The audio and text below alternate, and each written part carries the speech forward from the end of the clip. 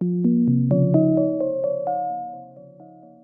this quick tutorial, we're going to go over how to download materials from open source ambient CG online, and also how to do basic anamorphosis with photographs. So to start, let's set up the materials. So we're going to go to Preferences, we're going to go to Get Extensions, we're going to type Ambient, and here we have this ambient CG material importer, and we'll want to install that. So you can see here, this one has an install button. I've already installed it, so you'll want to press the install button for yours. And now we simply go to the shading tab. And down here where we see these nodes, we press the letter N and we scroll down, and there it is, ambient CG fetcher. So that's the first step. The next step is we need to go to the website. So we can simply type ambient CG, and here we have the website, and we want to use PBR surfaces in this case. So I will search wood floor because that'll be useful for this project. And here we have tons of different options for wood floors. I quite like this kind of rustic one down here. So I'll, whoops, lost that. Here it is. So I click on that. Now we can see it here. And if we look at the address, it's like ambientcg.com view ID equals, and here it says planks and a number. So planks 033B. So we highlight that, copy it, and then in the fetcher, we just paste that word in, and we can choose our resolution. I'm going to go with 2K, and we just click fetch. And down here it says material has been created successfully. And so it doesn't actually apply the material to the object, it just creates the material. So now we'll go back to layout, and I'm going to press the letter Z on the keyboard and switch to material preview. And if I want to see that material in action, I can click on the material tab over here, click in the drop down, and there it is. And there you go. We've got this material ready to go. And if we go back to shading, you can see it's a pretty complex material setup. So this thing has saved us a lot of time. Otherwise, we would have had to download each of these images. So you can see we have like the wood surface, we have the normal map, which kind of dictates how light rakes across it, the roughness map, which shows the variable shininess and roughness, metal, well, that's just black, displacement map to kind of give the board some 3D look. So a lot of different stuff there. It does it all for us, a little bit of copy and pasting, but then we're good to go. Okay, so now that we've created that, let's just go ahead and delete this cube because we don't need it, but the material will still be in the dropdown. So now we're going to get into anamorphosis. So I'm going to press Shift A, and I'm going to add an image. And here I'm going to add image as mesh plane. And then you can see if I go to my desktop, I've got this skull image, and I also have this one called Skull Alpha where it has no background. So I'll select both of those, and then I'll click Import as Planes, and there they are. Now, if your planes look blank, it probably just means you're in solid view. So here, if they look like that, that's okay. Just press Z and switch to Material Preview, and now you can see there they are. Now, it looks like this one has a gray background, but you can see if I bring it forward, it has a transparent background. I just simply removed the background in Photoshop and saved it as a PNG. So we actually don't need these planes. Well, sorry, just joking. We don't need this filled in one, so I'll delete that. And then for this transparent one here, I want to reset it to the middle position. So I'll select it and press the Option or Alt key on Windows and the letter G, and that'll reset it right back into the middle of the scene. I'll also press Option R to reset its rotation to the default. So now you can see we've got a camera, we've got a light, we've got our picture. Something we could have done sooner, but it doesn't matter. We do it now, is I want to change from metric to imperial. So here we've got this little icon of a cone and things, scene properties. We'll click on that, click on units, switch to imperial and feet. So now we can see that this picture here is 3.2 feet on the X and Y dimension. So we actually don't need our camera, but for the export, we don't need it, but it will help us gain a consistent viewpoint. So we are going to use it in this scene.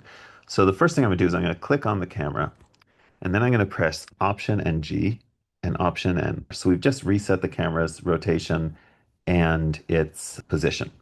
Now we want to be looking at this skull. So let's take this camera, we'll press G for grab, Y for Y axis, and we'll just slide it back. G and Z for Z axis. And now I'm looking at that Z number here. Now, if you don't see these menus here, of course, you can press the letter N to make them appear or disappear.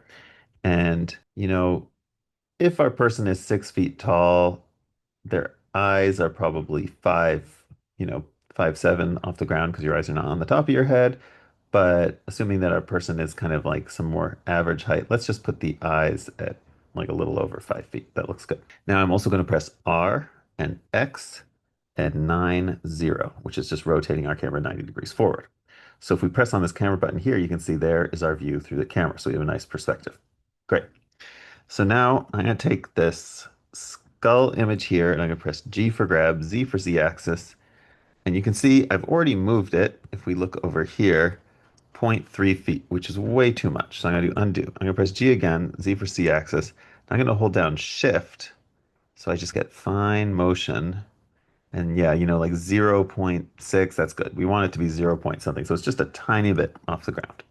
Now we're going to press Shift A and add a plane to our scene. We'll press S and 10 just to multiply the size of it by 10 times. And we might as well make it bigger. So I'll press S and 10 again. I'm just going to free scale it a little bit. I think that looks good. So now you can see here's our view through the camera. Great. So now the next thing we're going to do is we're going to go to the material tab. And remember that material we downloaded earlier, planks? There you go. So now looking through here, we can see the wood planks through the floor. Now the planks look good. The only problem is they're a little big in the scene. We could just leave it alone here, just here for demonstration purposes, but just so we know how to fix it, we're going to go to the UV editing tab. We're going to select our plane here. We'll zoom out here, and when we go into edit mode and press A, we can see that there's another frame, and that kind of dictates where it moves. Now, if you don't see your material here, just press the letter Z in this frame and choose material preview. So you'll see if I expand this box smaller, it zooms in, but if I go bigger, the material is set to tile. So we'll just tile it out, and maybe I'll even rotate it 90 degrees. And now we'll go back to layout, camera view, and we've got our wood floor looking good. All right, so our camera is looking straight forward. Let's have it look down a little bit. So to do that, it's kind of helpful to look from the side sometimes. We'll press for rotate, X for X axis, so it's rotating this way. We'll just rotate it down a few degrees. So now we're looking down at that skull. So still in camera view, now we can actually manipulate this skull. So the first thing I'll do is I'll make it bigger. And now we know the camera's on the Y-axis, so I can press G for grab and Y for Y-axis and slide the skull away a little bit. And now you can see that the skull is kind of squashed. So we're going to get into a more advanced system with projection in a moment. But to edit this, all we really need to do, I'm just going to leave camera view for a second, is we just need to stretch this image. And the way we can do that is we can press S for scale and Y for Y-axis, and then you can see it stretches. But we want to stretch it from the perspective of the camera. So we'll press S for scale, Y for Y-axis, and then we just stretch it until it looks right. That looks good to me. So now the picture looks great from this perspective, but if we look at it straight down, we can see that it's stretched. And that's just that's it right there. That's the basic anamorphics. So an anamorphic image is an image that is distorted unless seen from a special perspective. I guess you could say that any image is anamorphic because it's meant to be seen straight on, but I think you understand. I guess anything other than straight on is anamorphic. So just for fun or for an experiment, let's take our camera here, click Z for Z axis and drop it a little bit lower, kind of like a crouching position. Really, we were done, but I'm just kind of curious to see what happens here. So now we can reframe like this, and we can see that we can actually stretch this even further on the Y-axis now that we're closer to the ground. And yeah, we get an even view here, but when we look at it from the top, extremely stretched. So there is the basic anamorphics. Now, don't forget, we still have a material of the skull with a background. And we're going to do something kind of interesting with that too. So I'm going to take the camera and I'm actually going to set the rotation on this to a specific number. So I'll press R, X, 4, 5, and then I'll press minus. Or let's try this again. I'll press Option R to reset, and I'll press R, 4, 5. So the camera's just looking down at about 45 degrees. So we'll position it here so it's kind of looking straight down into that point. In fact, we can have it at any degree. We can do this free rotate, so it's just looking at that point. So here we'll put it about 5.5 feet off the ground and rotate it until it's looking at that point. Now, if you want to do it from the view of the camera, we can go to camera view, and I'm going to go ahead and hide the floor and hide the skull image so we can see this cursor in the middle. So in camera view, I can select the camera and press R and X and just shift the camera up until we've centered it on that point. Now, there are some more sophisticated methods like tracking the camera, but we just want to stay simple right now. All right, so now we have that camera in this position, and we're going to do a more sophisticated type of anamorphic. So we'll press Shift A, and this time we will add a cube. And we'll press R for rotate, Z for Z axis, and then type 45 so that the corner of the cube is facing the camera. So now if we look through the camera view, we get this nice view where we're just looking right into the cube. Now, I lined it up with that point, but now that I see the cube, I kind of want to center the corner of the cube, or we'll try it this way, actually. This will be fine. So now we have this cube here, and we'll select it, and we'll drop down, and we'll select this option Skull B. So there's our image, and we'll press Tab for edit mode on the cube, still looking through camera view, mind you. And we'll press A for select all. We'll press the letter U for UV unwrapping. Letter U for UV unwrapping. And here's this projective view with bounds. And now we can see the skull looks perfect from this angle on the box. It's almost like we're looking at a flat plane. The thing is, we're not looking at a flat plane. So you can see the skull is actually distorted in really interesting ways on the box. And the really cool thing about this is it actually goes all the way through the box. So I'm going to press Tab now, 3 for face select, and I'm going to delete one of these faces. So now we have this really peculiar looking structure. Maybe I'll delete the top. I'll delete this side. I'm just kind of having fun with it. So now we have this weird structure where we've got this little face, this stretched face, this mark. But if we go back to the camera view, it looks perfect. So it creates kind of an interesting optical illusion. Now, if we just kind of want to play a little bit, we can go back into object mode and we can hit the edge of the frame. So we've selected the camera. Now we can press Shift and tilde for walk mode.